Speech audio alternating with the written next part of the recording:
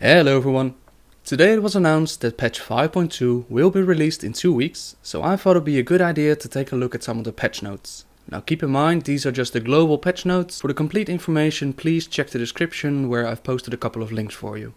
In 5.2 we will be joining either the Kirin offensive or the Sunreaver onslaught in the assault on the Isle of the Thunder King. The Island of the Thunder King will slowly open up the same way as Isle of Quail the Nas did. For those who weren't around at that time, it means that we're going to do daily quests in a server-wide effort to unlock certain parts of the island. The daily quests are not linked to any Valor gear, but you can buy some gear with gold, and of course you can buy some mounts. The main reason for doing these dailies will be unlocking the island. When doing the dailies you can choose between doing PvE or PvP dailies. Players on a PvE server that choose to do PvP dailies will be automatically flagged for PvP. Like I said, the new Valor point gear will not be unlocked by doing daily quests, instead you will have to earn reputation from raid boss kills. This reputation can even be earned on looking for raid, but only once a week, regardless of the raid difficulty. Once the island is fully unlocked, one of the 2 new world bosses will appear. He's called Nalak the Stormlord and he is part of the Refion questline. The other world boss is called Undasta and he will be located on the Island of Giants, a small tropical isle to the north of Kunlai's summit. Nalak, his difficulty in spawning will be much like the Shah we have today, while Undasta is rumored to be very difficult to kill. We won't get any 5-man dungeons, but we will get a brand new raid called Throne of Thunder, where we take on a challenge of reaching the Thunder King and stopping him once and for all. It will have a total of 13 bosses, with the final boss being heroic mode only. You can compare it in a lot of ways to Ulduar with the lore and the way that it's set up. Normal difficulty of this raid will be available the first week, then heroic the week after.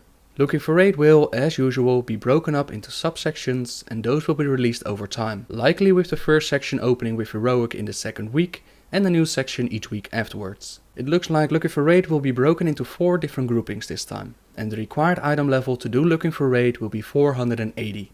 All your current Valor points will be converted into Justice points. Any Justice points over the cap will be converted into gold. The old Valor gear will not be sold for Justice points, instead the price will be reduced by 25 to 50%. Upgrading your gear will be completely removed in 5.2. The current Elder Charms of Good Fortune will become completely useless for any of the new raid bosses. Instead you will be able to exchange the lesser charms for Mogu Ruins of Fate. These Mogu Ruins can be used just like the Elder Charms for any of the new 5.2 bosses, and the Elder Charms will have a chance to drop from mobs in the new outdoor zone called the Thundering Isle Zone.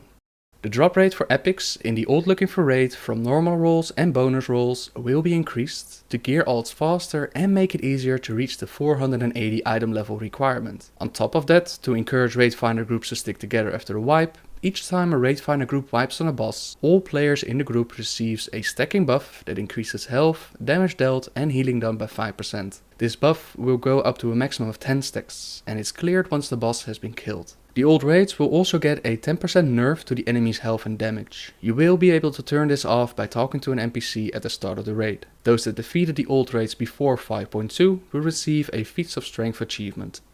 Right now we have the Looking for Raid gear, normal gear and heroic gear. In 5.2 we'll get another version of this called Thunderforge. This Thunderforge gear will only drop on normal and heroic mode and it has an increased drop rate in 25-man raids. The item level of the Thunderforge gear will be around 6 levels higher than it normally would. So for example you'll get a helmet of item level 522 from normal mode. This will be 528 if it's Thunderforged. It won't look any different, it's still just purple, but it's to create a bit of more difference between Looking for Raid gear and real raiding gear. Refion's questline continues in 5.2 and part of it will require 40 trillion bars. There won't be a new Shah Touch weapon or item piece, instead he will reward you with a legendary meta gem to place in your helmet. That means that it's possible that you will be replacing your current Shah Touch weapon with one of the new epics from the 5.2 raid. You'll be able to become a champion for one of the Mist of Pandaria factions. By being a champion you will earn more reputation from your first heroic and first scenario each day. On top of that, if you're exalted with the Tillers, you will be able to accept daily work orders for the different factions. Doing a work order requires you to, for example, grow 20 carrots for the Kluxi. The next day you'll be able to give them the carrots and they will give you reputation in return. These two bonuses will not work for any of the Refion reputation.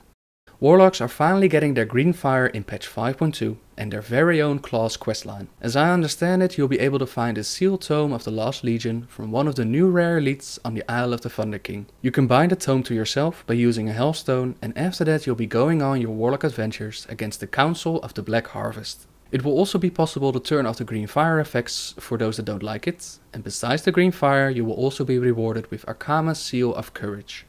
All your current conquest points will be converted into honor points. Any honor points above the cap will be converted into gold. The current requirement of reaching 2200 rating in arena will be removed for all PvP gear, and the PvP gear will be available in 4 different tiers. Dreadful Gladiators gear, which will be crafted, Malevolent Gladiators gear, which will be purchased with honor points, Tyrannical Gladiators gear, which will be purchased with conquest points, and Elite Tyrannical Gladiators gear, and this can only be purchased with conquest points after 27,000 conquest points have been earned for the season. Players can also obtain a new title called Khan, and you can obtain this title by completing the achievements called Master of Battle for Gilneas, Master of Twin Peaks, Master of Temple of Katmogu, Master of Isle of Conquest, and finally Master of Silvershard Mines. There are also a couple of minor changes that will happen in 5.2.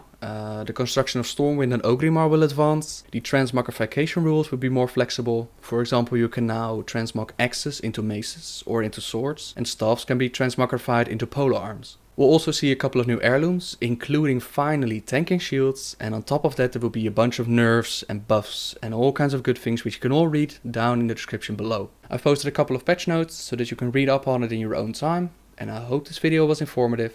Please subscribe if you like my videos, and until next time guys, see ya!